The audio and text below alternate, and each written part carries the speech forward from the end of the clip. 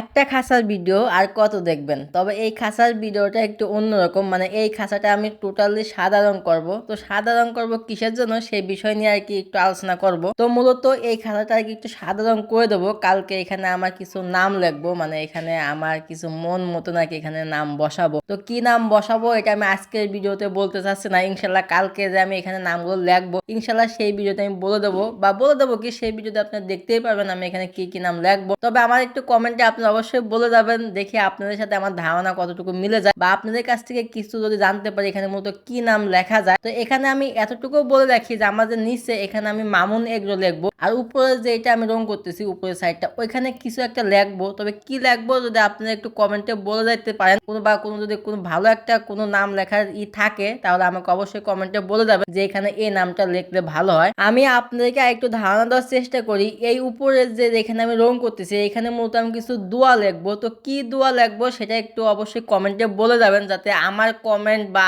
আমার যে মনের আশা সেটা আপনার সাথে মিলে যায় কিনা, বা আমার থেকেও ভালো কোনো দোয়া আপনারা জানেন কিনা সেই বিষয় নিয়ে আর কি আজকের ভিডিওটা থাকবে। তবে অবশ্যই অবশ্যই আমি আপনাদেরকে বলবো, অবশ্যই কিন্তু কমেন্টে বলে যাবেন যে এখানে কোন দোয়াগুলো লেখা যায়। তো যেহেতু আমি কালকের ভিডিওতে আর কি আমি বলতে চাইছিলাম যে এখানে কি কি লিখবো, তো যেহেতু আমি বলে দিয়েছি তাহলে অবশ্যই কিন্তু আপনারা বলবেন যে এখানে মূলত কোন কোন দোয়াগুলো লেখা যায়। তবে আপনাদের কমেন্ট থেকে অবশ্যই আমি একটা দোয়া হলেও এখানে আমি লিখবো, আর বাদ বাকি যা বাকি থাকবে সেটা আর কি আমার মন মতন আর কি আমি লিখবো।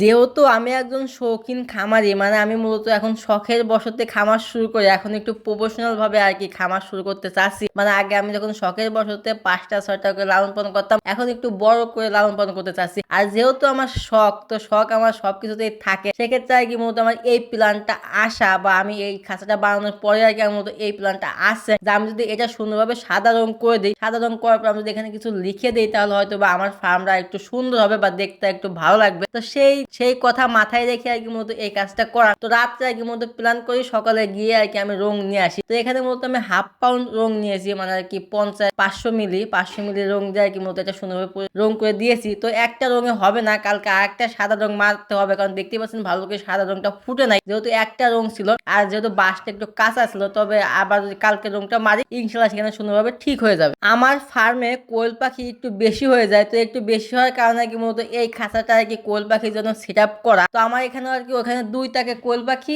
এখানেও 2টাকে কোয়েল পাখি। তো নিচের তাকে আর কি আমি কোয়েল পাখি রাখি নাই এই কারণে, কারণ ওদের যে লিটার ব্যবস্থাগুলো আছে সেই লিটার ব্যবস্থাগুলো পরিষ্কার করতে আমার একটু কষ্ট হয়, এই জন্য আর কি নিচের তাকে আমি কোয়েল পাখি রাখি নাই। তো এই হচ্ছে মূলত সেই কোয়েল পাখি। এই কোয়েল পাখিগুলো মূলত আমি ওই খাঁচায় রাখবো, আর রাখলে হয় কি ওদের যে খাবার ব্যবস্থাটা আছে সেটা সুন্দরভাবে খাইতে পারবে এবং ওদের মন খুশি খাইতে পারবে। একটা ফার্মের ভিতরে বা একটা খাঁচার ভিতরে যদি 30টা 40টা মুরগি থাকে, কোয়েল পাখি থাকে, সেক্ষেত্রে ওরা খাবারটা খাইতে একটু অসুবিধা করে। মানে প্রথম যেগুলো খাইতে পারে দ্বিতীয়গুলো খাইতে পারে না। আমি ওদেরকে গিলাই হাত দিয়ে চেক করে দেখি যে একজন একটু বেশি খাবার খায় আর একজন একটু কম খাবার খায়। এগুলো এই জন্য আর কি আমার ওদের ডিমের প্রোডাকশনটা একটু কম পাই। তো মূলত আর কি এই জন্য আর কি এইটা সেট আপ করা। তো এটা সেট আপ করার পরে ইনশাল্লাহ হয়তো বা আমি ডিমের রেজাল্টটা একটু ভালো পাবো। তো এই খাঁচার থেকেও আর কি মূলত আমি ডিম আমার যে কোয়েল পাখিগুলো আছে সেই কোয়েল পাখিগুলো ওই খাঁচায় দিচ্ছি। মূলত ওই খাঁচায় 25টা কোয়েল পাখি রাখতেছি, মানে 10টা হচ্ছে গিয়ে মেল আর 5টা হচ্ছে গিয়ে ফিমেল। ফাইনালি আর কি রং দেওয়ার পরে এই পর্যায়ে আসছে। ইনশাল্লাহ এটা যে কালকে আবার সাদা রং দেওয়া যায় তাহলে আর একটু ফুটবে,